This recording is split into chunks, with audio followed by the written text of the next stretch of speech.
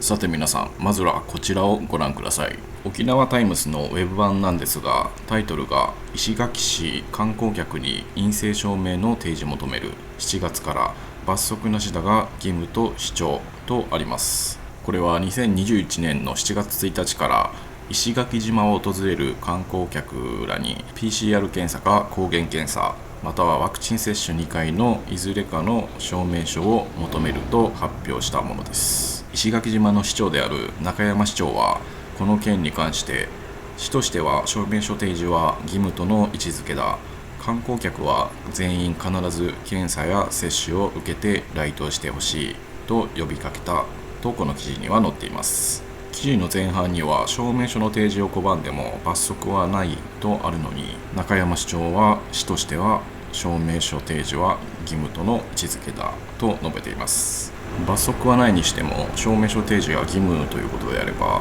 飛行機で石垣空港に到着しても空港から出れないということになり、観光客としてもちょっと不安になってしまいますね。コロナなんかそう簡単に移るわけないやと都会の人は思うかもしれませんが、石垣島の一番の問題点は病床数が少ないということです。もしかかったとしても、すでに病床数のパーセンテージは高いパーセンテージになっていて、もし感染者が出れば満足な治療が受けられない場合が多々あります。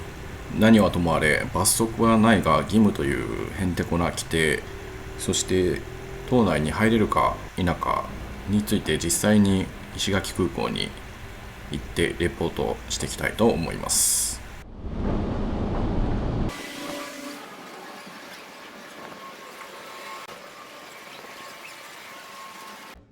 到着ロビーをすぐ出て真正面に例の証明書を提示するコーナーが設けられています。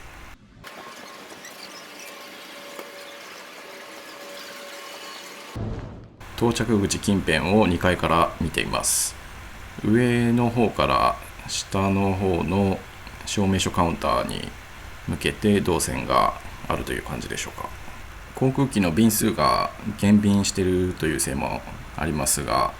証明書カウンターの前にはまだ誰もいない感じです。沖縄タイムズの記事が出たのも10日前なので、あまり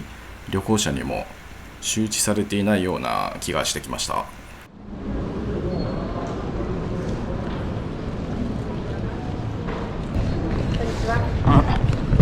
友達が来るんですけど、